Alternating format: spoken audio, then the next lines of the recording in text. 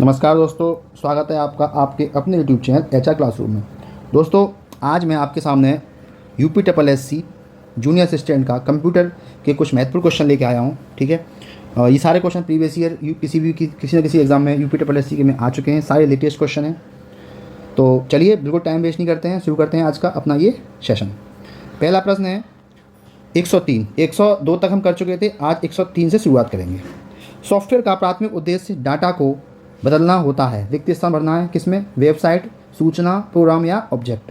तो सॉफ्टवेयर का प्राथमिक उद्देश्य डाटा को सूचना में बदलना होता है। इसका उत्तर क्या है आपका? बी। देखिए कैसे होता है डाटा होता है आपका, डाटा को सॉफ्टवेयर ठीक है, और सॉफ्टवेयर को किसमें? सूचना में। डाटा को बदलते हैं सॉफ्टवेयर में और सॉफ्टवेयर को किसमें बदलते हैं? सूचना में। ठीक है, इस तरह से प्रक्रिया चलती है, प्रक्रिया। 104। निम्नलिखित में से कौन सा लॉजिक बम के लिए सही है? पहला है, यह घुसपैठियों द्वारा मालवेयर में अंतर्विष्ट कोड है। ये सभी इसे निश्चित फाइल की उपस्थिति अनुपस्थिति द्वारा अथवा विशिष्ट तारीख समय पर ट्रिगर किया जा सकता है। यह निष्क्रिय पड़ा रहता है जब तक पूर्व परिभाषित अवस्था प्राप्त नहीं हो जाती। तो इसका सही विकल्प है, ये है आपका पहला। यह एक सॉफ्टवेयर है जिसे जानबूझकर सिस्टम में कोड के रूप में डाला जाता है। तो ठीक है, फिर क्या है लॉजिक? कौन सा नहीं है? ये घुसपैठी द्वारा मालवेयर के अंतर्विष्ट कोड है, ये इसके लिए सही है। ठीक है, अगला है 105। फोटोशॉप ऐसा सॉफ्टवेयर प्रोग्राम है जिसका प्रयोग इमेज एडिटिंग, ग्राफिक डिजाइन और डिजिटल आर्ट के लिए बड़े पैमाने पर किया जाता है। निम्नलिखित में से किस कंपनी के पास इस सॉफ्टवेयर को बेचने का अधिकार है? Microsoft corporation, Apple, Oracle corporation, Adobe. तो इसका सही आंसर है कि फोटोशॉप जो प्रोग्राम है, सॉफ्टवेयर प्रोग्राम है जिसका प्रयोग किया जाता है, बेचने का अधिकार किसके पास है? इसको एडोबी के पास है। ठीक है, फोटोशॉप एक सॉफ्टवेयर प्रोग्राम है जिसका प्रयोग इमेज एडिटिंग, ग्राफिक डिजाइन और डिजिटल आर्ट बनाने के लिए किया जाता है। तो ये एडोबी के पास प्रोग्राम है। ये कहाँ की है? ये यूएसए की ये कंपनी है। ठीक है, इसकी स्थापना कब हुई थी? 1982 में इसकी स्थापना हुई थी। ये एक मल्टीनेशनल कंपनी है। 106। Microsoft window, Mac OS X और लिनक्स ये सभी क्या हैं? ये है लैपटॉप की ब्रांड, ऑपरेटिंग सिस्टम है या मदरबोर्ड के प्रकार हैं या सेंट्रल प्रोसेसिंग यूनिट है। तो ये क्या है? ये हैं आपके ऑपरेटिंग सिस्टम। ठीक है, ये ऑपरेटिंग सिस्टम है। अगला प्रश्न है 107। निम्नलिखित में से कौन सा कंप्यूटर का डेटाबेस सॉफ्टवेयर नहीं है? MS Excel, FoxPro, Oracle, MS Word. तो सही विकल्प है इसमें कंप्यूटर का डेटाबेस सॉफ्टवेयर कौन सा नहीं है? देखिए MS एक्सेल भी है ना, फॉक्स प्रो भी है, ओरेकल भी है। कौन सा नहीं है? आपका MS वर्ड कंप्यूटर का डेटाबेस सॉफ्टवेयर नहीं है।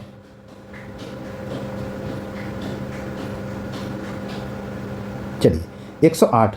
निम्नलिखित में से कौन ओपन सोर्स सॉफ्टवेयर नहीं है? Linux, Microsoft office, Mozilla Firefox या एंड्रॉयड।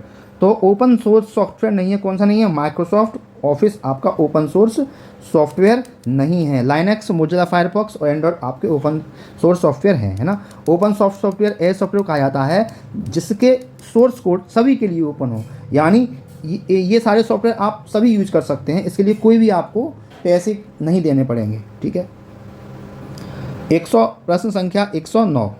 निम्नलिखित में कौन एक प्रोग्रामिंग सॉफ्टवेयर है? कौन सा है? Disk cleanup, Windows disk, defragmenter, Visual Basic. Video में आया हुआ क्वेश्चन है, इसका सही आंसर है विजुअल बेसिक। कंप्यूटर सॉफ्टवेयर को विकसित करने में प्रयोग की जाने वाली भाषा को क्या कहते हैं? प्रोग्रामिंग लैंग्वेज कहते हैं। विजुअल बेसिक तथा टर्बो C++ की सहायता के लिए प्रोग्रामिंग सॉफ्टवेयर विकसित किया जाता है। विजुअल बेसिक कौन सा? विजुअल बेसिक और टर्बो C++। इनकी सहायता से प्रोग्रामिंग सॉफ्टवेयर विकसित किया जाता है। क्या किया जाता है इनकी सहायता से? Programming software. ठीक है, अगला है प्रश्न संख्या आपके सामने 110। निम्नलिखित में से कौन सा वेब ब्राउज़र नहीं है? कौन सा वेब ब्राउज़र नहीं है? ठीक है, Google, Firefox, Mozilla, Microsoft Edge या नेटस्केप नेविगेटर। तो कौन सा नहीं है आपका इसमें? तो इसमें आपका गूगल क्या है? एक वेब ब्राउज़र नहीं है। अच्छा, वेब ब्राउज़र क्या होता है? तो एक सॉफ्टवेयर प्रोग्राम होता है जो ब्राउज़रों यानी मुख्य रूप से इंटरनेट पर जो वेबसाइट होती है उनको प्रदर्शित करता है और उन्हें एक्सेस करने के लिए प्रयोग किया जाता है। ठीक है, और इसमें साथ ही इसमें अन्य सामग्री जैसे कि आपकी हाइपर टेक्स्ट मार्कअप लैंग्वेज और एक्सटेंसिबल मार्कअप भाषा जैसी भाषाओं का उपयोग करता है। ठीक है, तो फायरफॉक्स, मोजिला है ना, आपका माइक्रोसॉफ्ट एज, आपका नेस्केप नेविगेटर, और एक होता है यूसी ब्राउज़र है ना। ये सब क्या है? आपके वेब ब्राउज़र हैं। ठीक है, जबकि गूगल एक वेब ब्राउज़र नहीं है। अगला प्रश्न है आपके सामने 111। माइक्रोसॉफ्ट वर्ड में रिक्त स्थान टैब में सबसे अधिक उपयोग की जाने वाली जैसे कि फ़ॉन्ट और फ़ॉन्ट विशेषताओं को बदलने, अनुच्छेदों को अनुकूलित करने, शैलियों का उपयोग करने और पाठ को ढूंढने और बदलने के लिए उपकरण की विशेषताएं होती हैं। तो पहला है आपका होम, फिर डिज़ाइन, फिर रिव्यू, फिर इंसर्ट। तो इसका सही विकल्प है आपका होम, है ना। माइक्रोसॉफ्ट वर्ड में होम टैब में सबसे अधिक उपयोग की जाने वाली जैसे कि फ़ॉन्ट और फ़ॉन्ट विशेषताओं को बदलने, अनुच्छेदों को अनुकूलित करने, शैलियों का उपयोग करने और टेक्स्ट को ढूंढने बदलने के लिए उपकरणों की आवश्यकता या विशेषताएं होती हैं। 112 प्रश्न। एक प्रोग्राम या कंप्यूटर होता है जो सर्वर से जुड़कर जानकारी का अनुरोध करता है। एक्सेस, ब्रिज, क्लाइंट या कैप्चा। तो सही विकल्प है आपका क्या? क्लाइंट। क्लाइंट एक ऐसा प्रोग्राम होता है जो सर्वर से जुड़कर उसकी जानकारी का अनुरोध करता है। ठीक है, अच्छा, इसको 3 भागों में बांटा जाता है। पहला भाग, इनको 3 भागों में कार्य प्रकृति के आधार पर 3 भागों में बांटा जाता है। पहला होता है थिक, एक सेकेंड, थिक, अरे यार, थिक क्लाइंट। नंबर 2 होता है थिन क्लाइंट, और नंबर 3 होता है आपका हाइब्रिड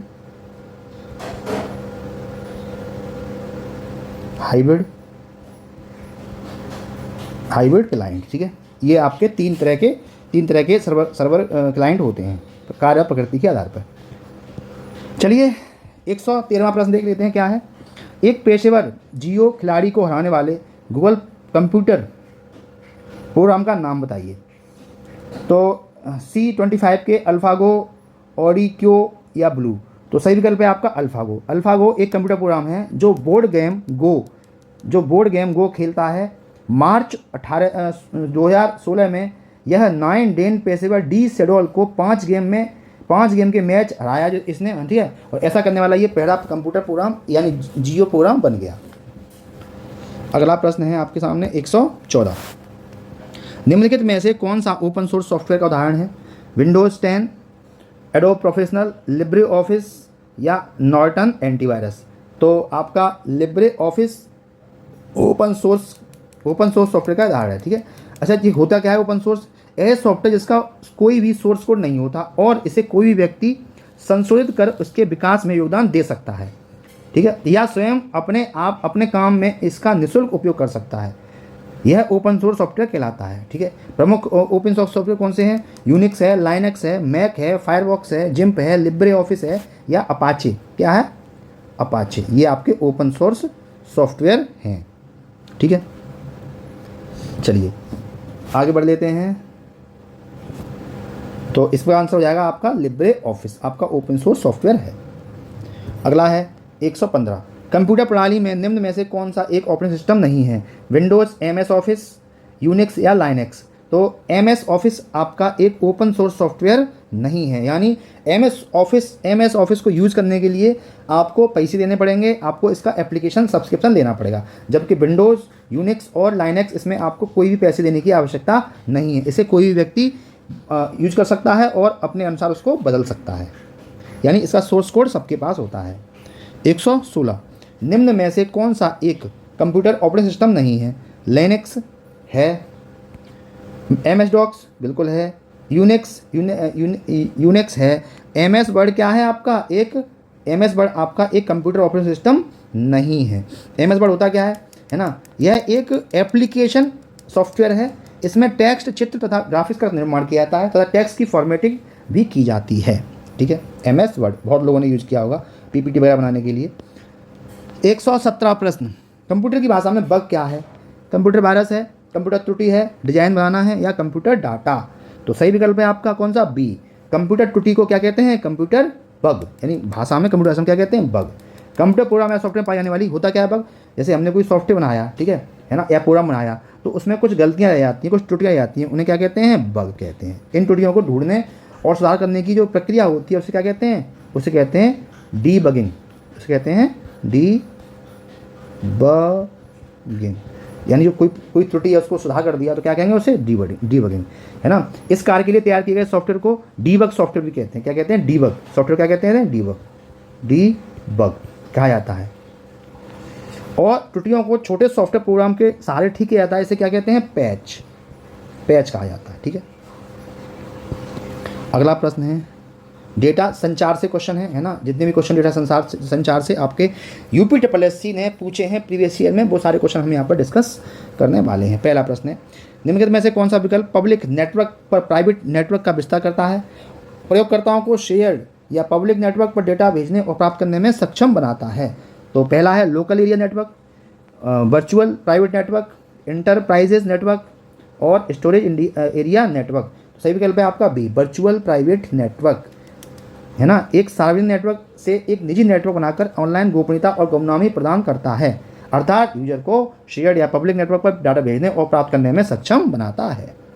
119, निम्नलिखित में से कौन से ऑब्जेक्ट को संदर्भित करते हैं जो कि अपने संचालन के पीछे अपनी विशेषताएं छिपाता है? पॉलीमॉर्फिज्म, इनकैप्सुलेशन, इनहेरिटेंस या क्लास? तो सही विकल्प है आपका इनकैप्सुलेशन। इनकैप्सुलेशन में किसी क्लास के वेरिएबल या डाटा को किसी अन्य क्लास में छिपाया जाता है और इसे केवल अपने क्लास के किसी भी मेंबर फंक्शन के माध्यम से एक्सेस किया जाता है। तो इसे क्या कहते हैं? जिसमें इसे डिक्लेयर किया जा सकता है। अगला प्रश्न है 120, निम्नलिखित में से क्या वायरलेस संचार की गुणवत्ता को प्रभावित नहीं करता है? संकेत क्षीणन, बहुपात, फेडिंग, अवशोषण या संयोजन? तो संकेत क्षीणन क्या है आपका? संकेत क्षीणन से वायरलेस संचार को प्रभावित करते हैं, यानी बहुपात फेडिंग भी करता है, संयोजन भी करता है ना, और अवशोषण भी वायरलेस संचार की गुणवत्ता को प्रभावित करता है। लोअर मेंस में आया क्वेश्चन है 2021 में, अच्छा क्वेश्चन है। 121, स्टार टोपोलॉजी में कंप्यूटर को संयोजित करने के लिए निम्नलिखित में से किस उपकरण का प्रयोग किया जाता है? बहुत अच्छा क्वेश्चन है। हब का, रिपीटर का, ब्रिज का या राउटर का? तो किसका प्रयोग किया जाता है? हब का, है ना। स्टार टोपोलॉजी नेटवर्क में एक केंद्रीय कनेक्शन बिंदु होता है, यानी एक केंद्र में कंप्यूटर होता है, ठीक है, जिसे क्या कहते हैं? हब नोड कहते हैं। क्या कहते हैं? हब नोड कहते हैं, ठीक है। इसी से कंप्यूटरों को संयोजित किया जाता है, यानी एक कंप्यूटर यहाँ होगा, एक कंप्यूटर यहाँ होगा, एक यहाँ पे, एक यहाँ, बन गया स्टार, ठीक है।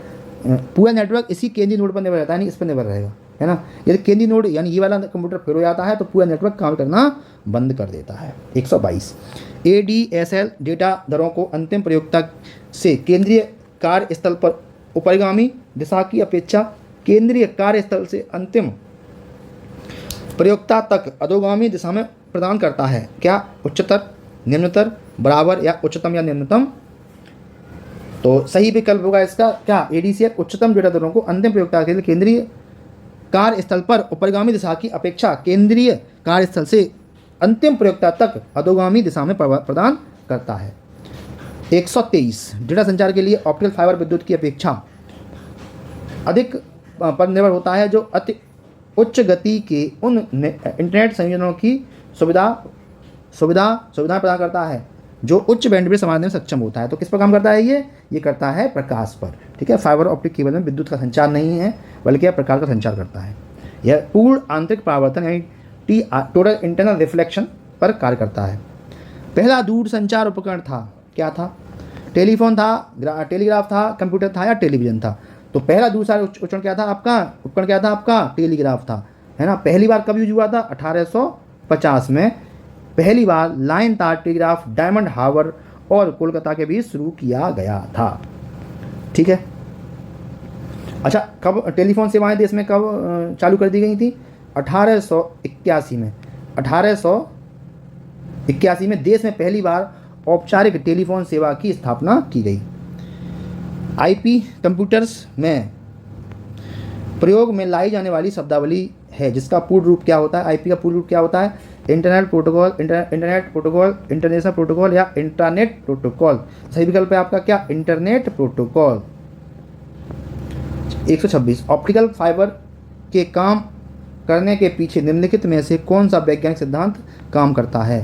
प्रकाश का कुल आंतरिक प्रतिबिंब, प्रकाश का कुल बाहरी प्रतिबिंब, प्रकाश का कुल आंतरिक अपवर्तन, प्रकाश का कुल बाह्य अपवर्तन। तो सही विकल्प है आपका पहला, प्रकाश का कुल आंतरिक परिवर्तन। यानी ऑप्टिकल फाइबर केबल में आपकी लाइट नहीं जाती है, इसमें क्या होता है? इसमें प्रकाश चलता है और प्रकाश के रूप में ही डाटा का आदान प्रदान किया जाता है। दोस्तों लगभग 25 क्वेश्चन थे आज के कंटेंट में, ठीक है। और प्लीज़ बहुत मेहनत लगती है ना। अभी मेरी तबीयत सही नहीं थी इसलिए 2-3 दिन वीडियो आया नहीं, ठीक है। अब रेगुलर रहेगा, तो प्लीज़ काफ़ी मेहनत लगती है ना। गर्मी में बहुत काम करना पड़ता है। तो प्लीज़ अगर आपको हमारा ये प्रयास अच्छा लगता है, ज़रा सा भी आपको अच्छा लगा हो, तो प्लीज़ चैनल को लाइक शेयर सब्सक्राइब कीजिए, कमेंट कीजिए। कोई आपका विचार हो कि ऐसा हो जाए तो और अच्छा होगा, ऐसा हो जाए तो और बढ़िया होगा, तो आप प्लीज़ कमेंट कीजिए। आपका विचार बिल्कुल जो कहेंगे वैसा करेंगे। आप हैं तो हम हैं, ठीक है। चलिए ठीक है, फिर मिलते हैं किसी और इन्फॉर्मेटिव सेशन में। तब तक के लिए जय हिंद, जय भारत।